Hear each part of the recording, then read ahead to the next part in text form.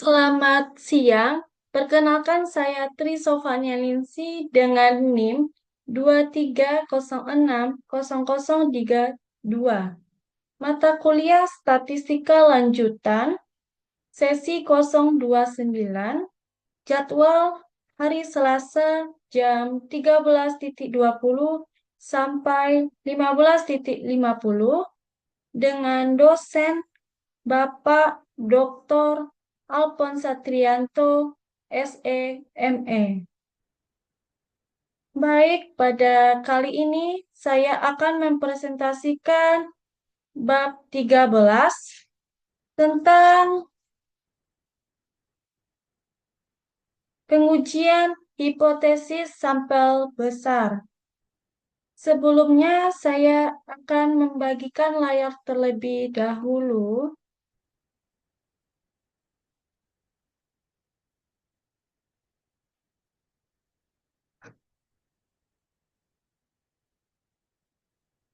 Bab 13. Pengujian hipotesis sampel besar.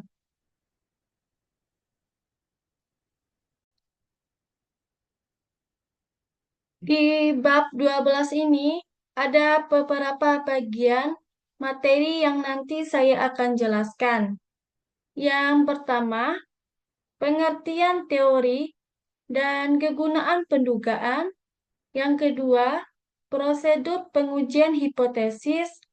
Yang ketiga, uji signifikansi. Yang keempat, menguji hipotesis rata-rata dan proporsi sampel besar. Yang kelima, menguji hipotesis selisih rata-rata dan proporsi sampel besar. Dan yang keenam, jenis kesalahan 1 dan 2. Hipotesis. Hipotesis pada dasarnya merupakan suatu jawaban sementara atau preposisi yang dianggap benar dan tidak dijadikan dasar bagi pengambilan suatu keputusan. Hipotesis sebenarnya disusun berdasarkan data. Akan tetapi, karena data tersebut dihasilkan dari sampel yang mempunyai probabilitas, sehingga hasilnya bisa saja benar atau salah.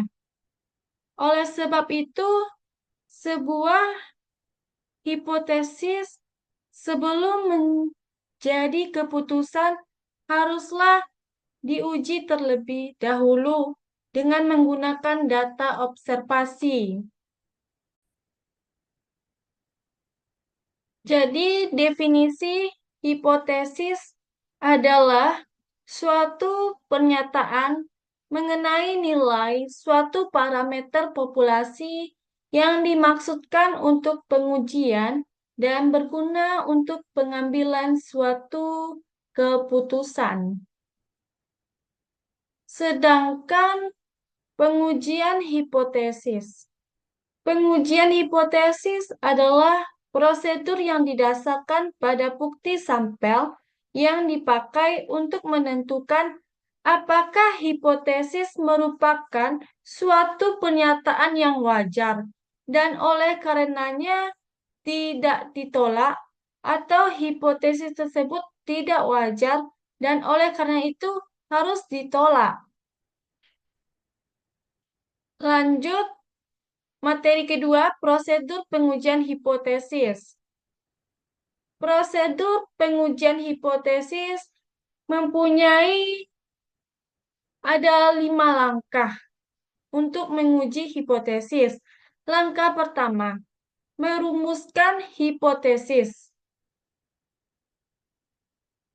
Ya, hipotesis 0 atau H0 dan hipotesis alternatif atau H1.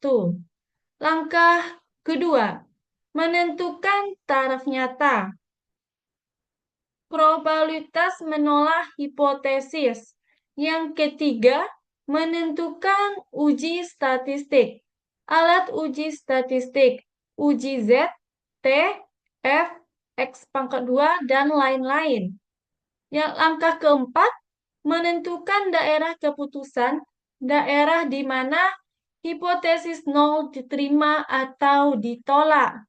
Langkah kelima, mengambil keputusan apakah menerima H0 atau menolak H0 dan menerima H1. Lanjut merumuskan hipotesis.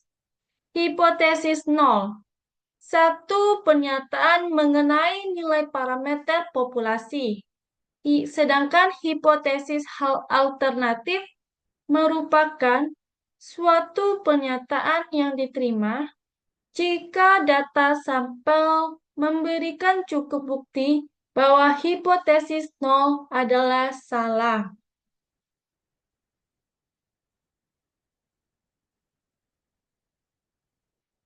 Lanjut, menentukan taraf nyata. Setelah merumuskan hipotesis nol dan hipotesis alternatif, maka langkah kedua adalah menentukan taraf nyata atau nilai kritis.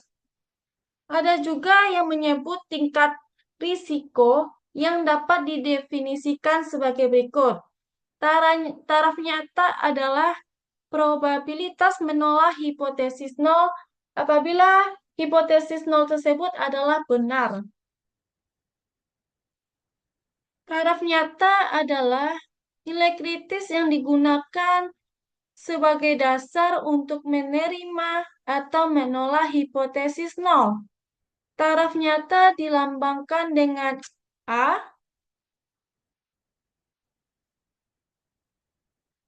di mana A sama dengan 1 kurang C. Ingat bahwa C adalah tingkat keyakinan. Apabila C sama dengan 0,95, maka A-nya tuh sama dengan 1 dikurang 0,95. Jadi hasilnya itu 0,5. Semakin besar nilai C, maka semakin kecil nilai A. Besar kecilnya nilai A bergantung pada beberapa besarnya tingkat kesalahan yang menyebabkan risiko dapat diterima. Semakin besar tingkat keyakinan C dan semakin kecil taraf nyata, maka akan semakin baik.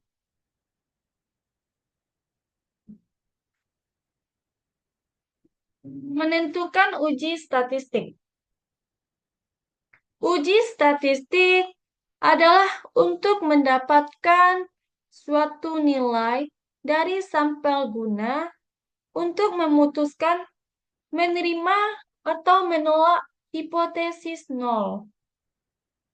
Ada berbagai macam uji statistik seperti uji Z, uji T, uji F, dan uji Q kuadrat. Uji statistik diidentifikasikan sebagai berikut, yaitu uji statistik adalah suatu nilai yang diperoleh dari sampel dan digunakan untuk memutuskan apakah akan menerima atau menolak hipotesis. Pada bagian ini akan dibahas uji Z. Sedang uji yang lainnya akan dibahas pada berikutnya. Dalam nilai Z diperoleh dari rumus yaitu sebagai berikut. Z sama dengan X bar dikurang mu per SX. Di mana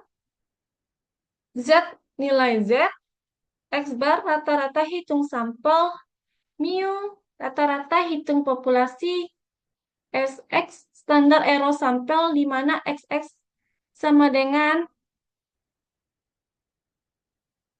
N apabila standar deviasi populasi diketahui dan SX sama dengan S per akar N apabila standar deviasi populasi tidak diketahui. Uji signifikan satu arah dan dua arah. Menentukan daerah keputusan. Daerah keputusan merupakan pernyataan mengenai kondisi di mana hipotesis nol ditolak atau diterima. Untuk menentukan daerah keputusan didasarkan pada uji statistik. Apabila uji statistik Z, maka daerah keputusan juga menggunakan nilai Z yang diperoleh dari tarif nyata. Nilai Z yang diperoleh dari tarif nyata disebut nilai kritis.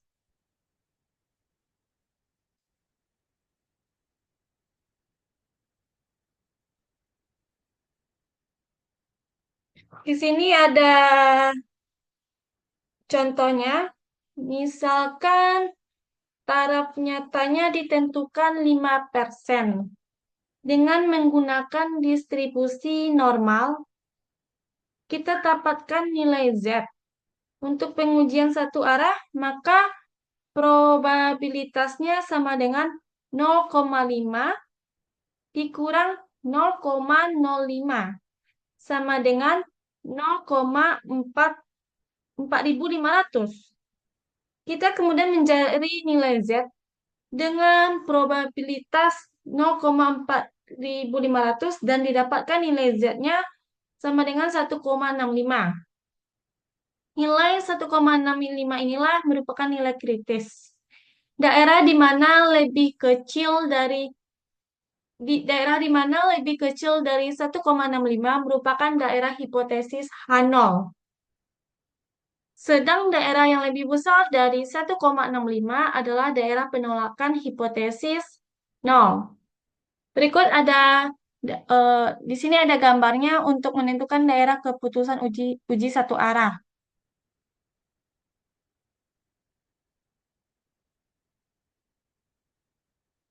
Di sini terjadi daerah penolakan H0. Dan selain daerah keputusan untuk satu arah, juga ada daerah keputusan untuk dua arah. Kita tetapkan misalnya taraf nyatanya 5%. Apabila diuji dua arah, maka taraf nyatanya itu dibagi dua menjadi daerah yang sama besar. Nilai A sama dengan 0,05 dan untuk dua arah A per 2. Jadi sama dengan 0,05-nya tuh dibagi 2 sama dengan 0,025. Setelah menemukan nilai A per 2, bisa dicari nilai Z dengan probabilitasnya 0,5 dikurang 0,025 sama dengan 0,4750. Nilai probabilitas ini dengan menggunakan tabel distribusi normal, didapatkan nilai Z-nya tuh sebesar 1,96. Dengan ditemukannya nilai Z untuk uji dua arah, maka daerah hipotesis 0 berada interval min 1,96 sampai 1,96. Nilai yang lebih kecil dari min 1,96 atau lebih besar dari 1,96 merupakan daerah penolakan hipotesis H0. Di sini ada gambarnya daerah keputusan uji dua arah. Lanjut, uji signifikan satu arah dan dua arah. Maka dapat disimpulkan pengujian satu arah merupakan daerah penolakan H0 hanya satu saja, yaitu bisa terletak di sebelah kanan atau di sebelah kiri saja. Karena hanya satu daerah penolakan, berarti luas daerah penolakan tersebut sebesar taraf nyata, yaitu A, Dan untuk nilai kritisnya biasa ditulis dengan ZA. Sedangkan pengujian dua arah adalah daerah penolakan H0 ada dua daerah, yaitu terletak di sebelah kanan dan di sebelah kiri. Karena mempunyai dua arah, maka masing-masing daerah mempunyai luas 1/2 dari tarif nyata yang dilambangkan dengan 1/2A. Dan nilai kritisnya tuh biasa dilambangkan dengan Z1/2A. Lanjut,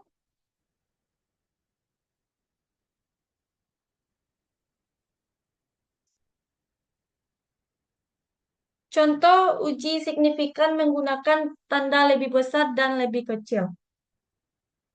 Ujilah beda rata-rata populasi. Misalkan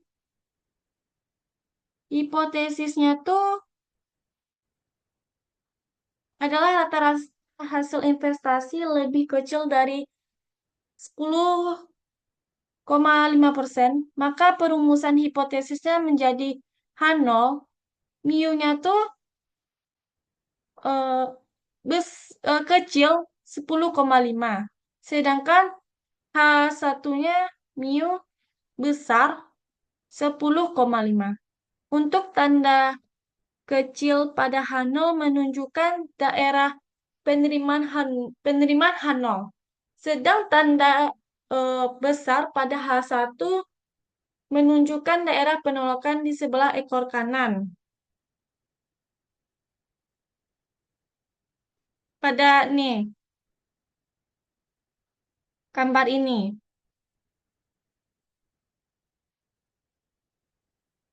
Ujilah beda selisih dua rata-rata populasi. Misalkan hipotesisnya adalah selisih dua rata-rata populasi lebih besar sama dengan 0. H0 mu PA dikurang mu P1 besar 0, lebih besar 0. H1 mu PA dikurang P1 kecil 0. Untuk tanda lebih besar pada H0 menunjukkan daerah penerimaan H0, sedang tanda kecil pada H1 menunjukkan daerah penolakan di sebelah ekor kiri. Seperti gambar B berikut. Di sini daerah keputusan untuk uji satu arah dengan taraf nyata 5%.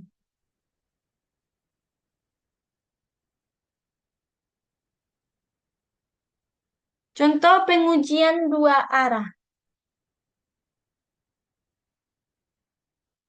Ujilah nilai rata-rata sama dengan 10,5%. Maka hipotesisnya dirumuskan sebagai berikut. H0 mu sama dengan 10,5%. H1 mu tidak tidak sama dengan 10,5%. Yang kedua, ujilah nilai koefisien untuk B sama dengan 0, maka hipotesisnya dirumuskan sebagai berikut. H0, B sama dengan 0, H1, B tidak sama dengan 0. Dengan menggunakan taraf nyata A sama dengan 0,05, dan karena daerah penolakan H0 ada 2, maka masing-masing mempunyai luas A per 2. A dibagi 2 sama dengan 0,05 per 2 sama dengan 0,025. Luas daerah A per 2 sama dengan 0,025 untuk penolakan H0. Maka luas daerah penerimaan H0 sama dengan 0,5 dikurang 0,025 sama dengan 0,4750. Nilai Z dengan probabilitas nilai Z tabel dengan probabilitas 0,4750 adalah 1,96. Berikut ini gambar daerah penerimaan H0. Oleh karena taraf nyatanya 0,05 dan ada dua daerah penolakan, maka luas masing-masing adalah Di sebelah kiri ada 0,025 dan di sebelah kanan juga ada 0,025. Sehingga luas total menjadi 1 sama dengan 0,95 ditambah 0,025 ditambah 0,025. Kurva normal juga bersifat simetris. Apabila dibagi menjadi dua bagian, maka luas masing-masing akan sama, 0,5.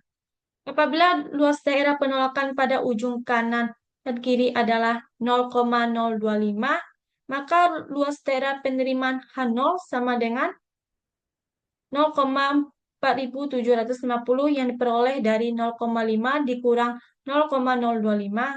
Dengan menggunakan tabel luas di bawah kurva normal, maka nilai Z pada probabilitas 0,4750 dan ditemukan nilai kritisnya yaitu 1,96. Apabila nilai Z dari uji statistik menghasilkan nilai antara min 1,96 dan 1,96, maka dapat disimpulkan bahwa H0 diterima atau tidak cukup bukti untuk menolak H0. Sedangkan apabila nilai Z dari uji statistik lebih kecil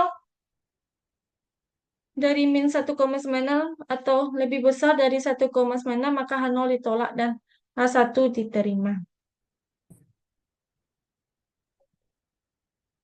Lanjut, materi tentang menguji hipotesis rata-rata dan proporsi sampel besar.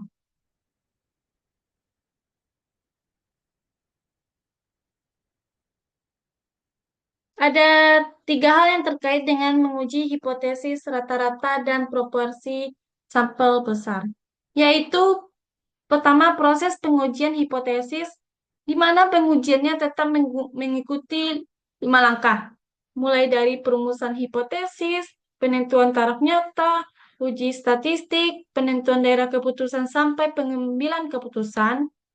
Yang kedua, yang diuji dalam hal ini adalah rata-rata populasi dan proporsi dari populasi. Serta yang ketiga, sampel besar.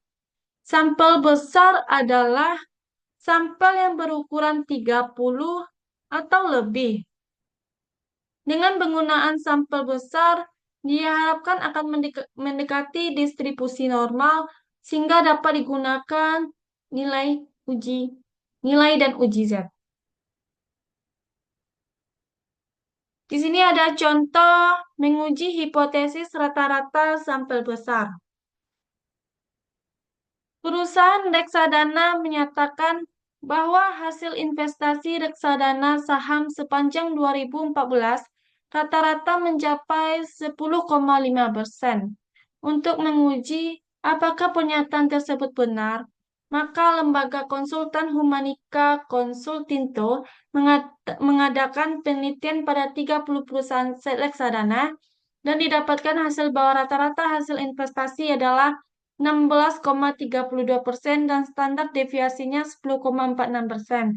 Ujilah apakah pernyataan perusahaan reksadana tersebut benar dengan taraf nyata 5%. Langkah yang pertama untuk menentukannya. Merumuskan hipotesis. Hipotesis yang menyatakan bahwa rata-rata hasil investasi sama dengan 10,5%.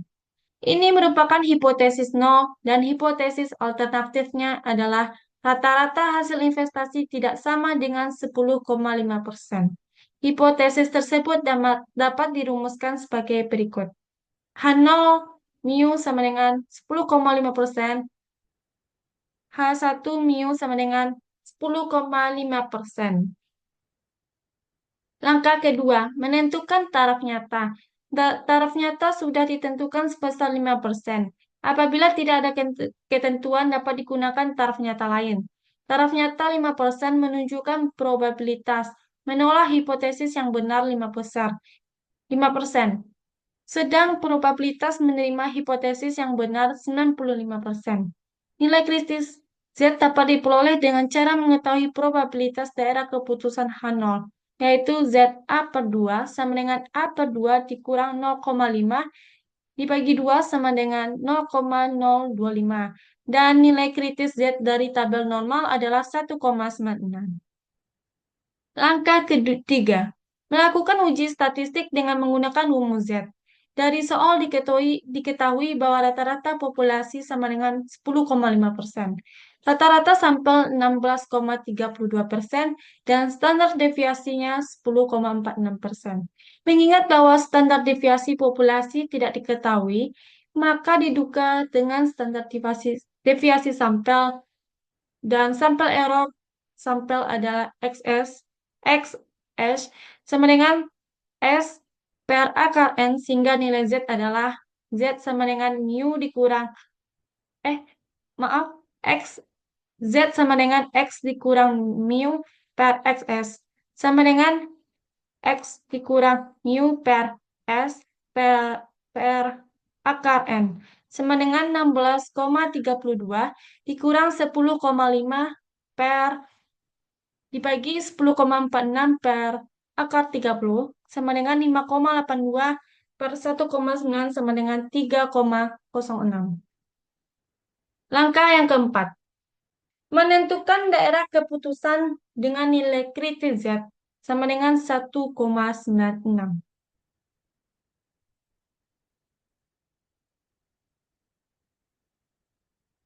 Langkah kelima, mengambil keputusan. Nilai uji Z ternyata terletak pada daerah menolak H0.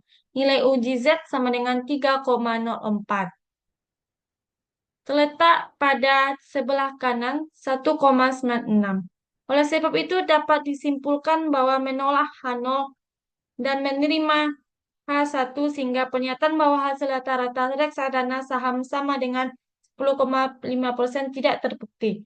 Data menunjukkan hasil rata-rata investasi reksadana saham lebih tinggi dari 10,5%.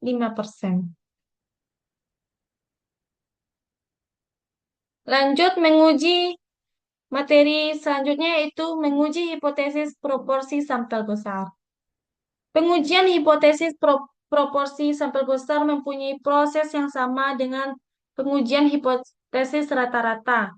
Namun demikian terdapat perbedaan dalam rumus uji Z untuk proporsi. Rumus uji Z untuk proporsi adalah sebagai berikut.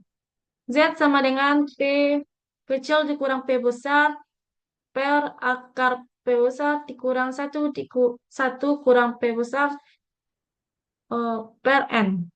Di mana Z, nilai uji Z, P kecil merupakan proporsi sampel, huruf P besar merupakan proporsi populasi, sedangkan N jumlah sampel. Lanjut materi selanjutnya yaitu rumus standar deviasi.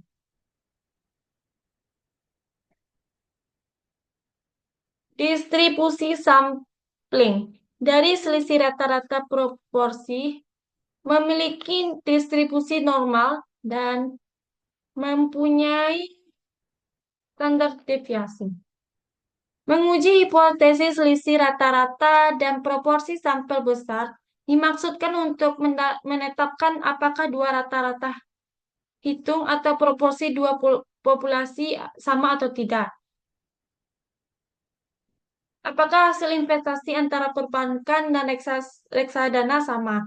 Apakah harga penawaran dua perusahaan sama? Apakah kinerja keuangan dua perusahaan sama atau tidak?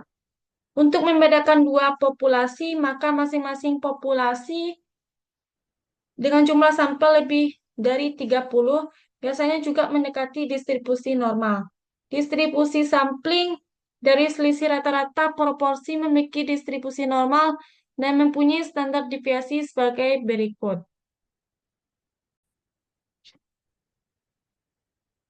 Sigma X1 dikurang X2 sama dengan akar sigma 1 pangkat 2 per N1 ditambah sigma 2 pangkat 2 per N2. Di mana sigma X1 dikurang X2 merupakan standar deviasi selisih dua proporsi Sigma 1 standar deviasi populasi 1, Sigma 2 standar deviasi populasi 2, N1 jumlah sampel pada populasi 1, N2 jumlah sampel pada populasi 2. Sedangkan nilai uji statistik Z dirumuskan sebagai berikut. Di mana Z merupakan nilai uji statistik. X bar 1 dikurang X bar 2, selisih 2 rata-rata hitung sampel 1 dan sampel 2. Mu 1 dikurang mu 2, selisih 2 rata-rata hitung populasi 1 dan populasi 2. X1 dikurang X2, standar deviasi selisih 2 populasi.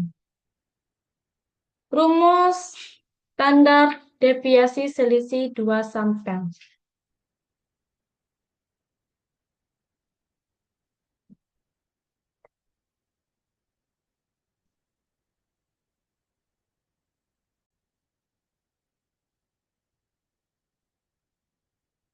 Standar deviasi selisih 2 sampel adalah sebagai berikut. X1 dikurang X2 sama dengan akar S2 S1 2 per N1 ditambah S2 2 per N2, di mana Sx1 dikurang X2 merupakan standar deviasi selisih 2 sampel, S1 standar deviasi sampel 1, S2 standar deviasi sampel 2, N1 jumlah sampel 1, N2 jumlah sampel 2. Lanjut materi selanjutnya yaitu menguji hipotesis selisih proporsi sampel besar. Untuk standar deviasi proporsi populasi dapat dirumuskan sebagai berikut. S P1 dikurang P2 sama dengan akar P1 buka kurung 1 kurang P1 tutup kurung per N1 ditambah P2 buka kurung 1 dikurang P2 tutup kurung per N2, di mana SP1 dikurang P2 merupakan standar deviasi selisih 2 proporsi populasi, P1 merupakan proporsi populasi 1, P2 merupakan proporsi populasi 2. N1 jumlah sampel pada populasi 1, N2 jumlah sampel pada populasi 2. Sedangkan nilai uji statistik Z dirumuskan sebagai berikut. Z sama dengan P1 dikurang P2, dikali P1 kurang P2, per SP1 kurang P2. Di mana Z nilai uji statistik selisih 2 proporsi populasi, P1 kurang P2 selisih 2 proporsi sampel 1 dan sampel 2, P1 dikurang P2 selisih 2 proporsi populasi 1 dan populasi 2, SP1 kurang P2, standar deviasi selisih 2 proporsi populasi. Standar deviasi selisih 2 sampel adalah sebagai berikut. S P1 kurang P2 sama dengan akar P1 kurang P per N1 kurang 1 ditambah P1 kurang P per N2 kurang 1. Di mana P sama dengan X1 ditambah X2 dibagi N1 ditambah N2. X1 dan X2 adalah kejadian sukses pada sampel 1 dan 2. Contoh uji satu arah selisih proporsi.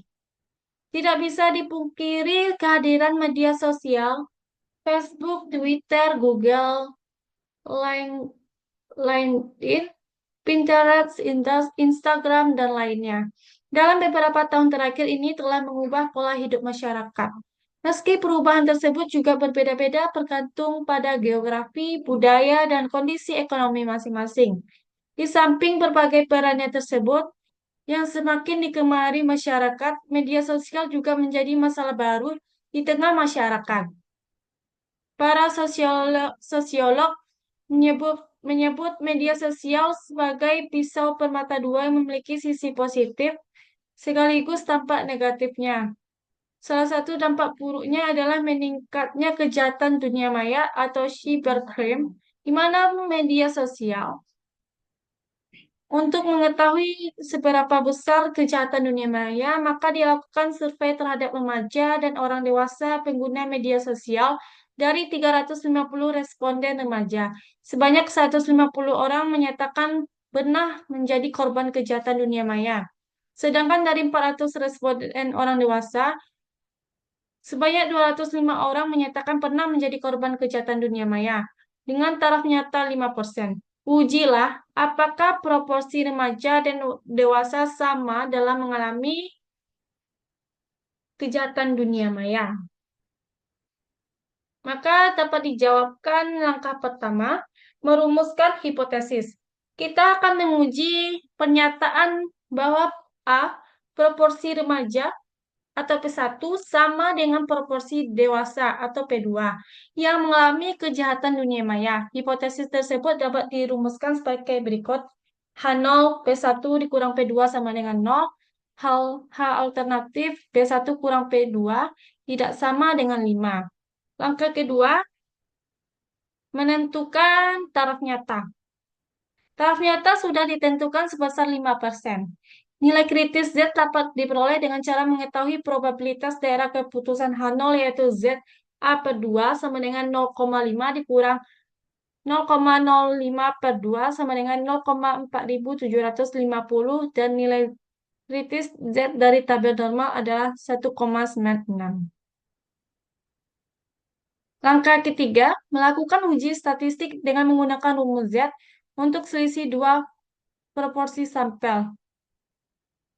Diketahui X1 sama dengan 150, N1 sama dengan 350, P1 sama dengan 150 per 350 sama dengan 0,43.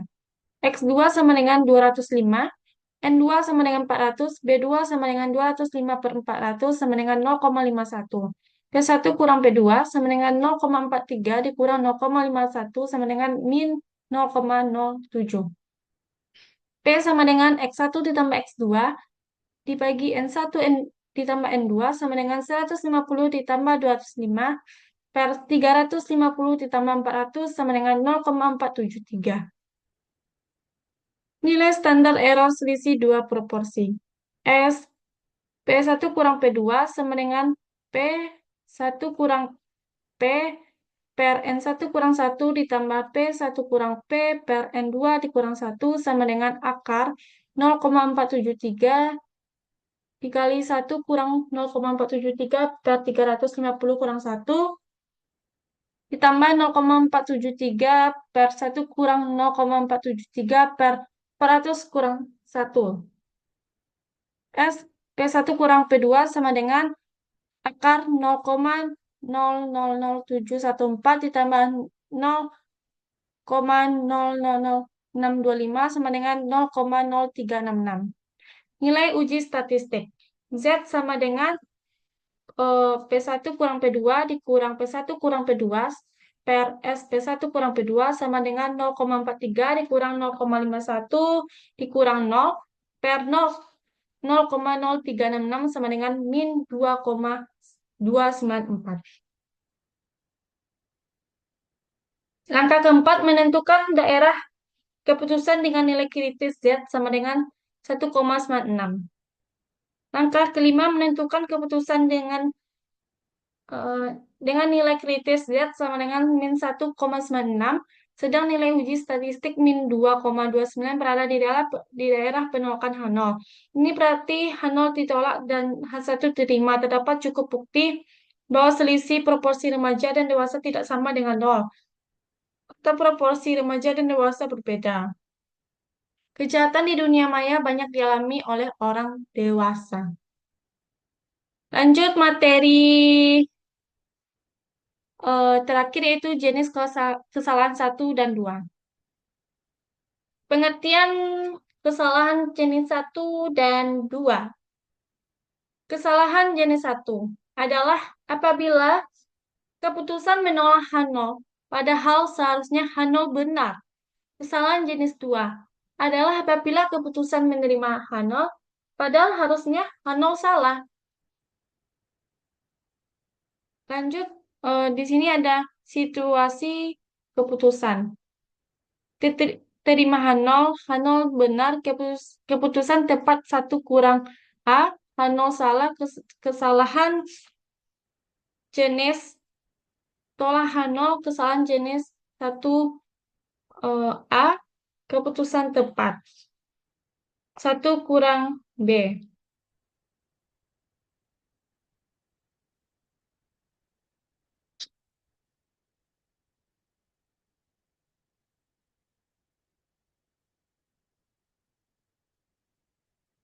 Baik, materi pada bab 13 ini sudah di akhir dan saya mengucapkan terima kasih.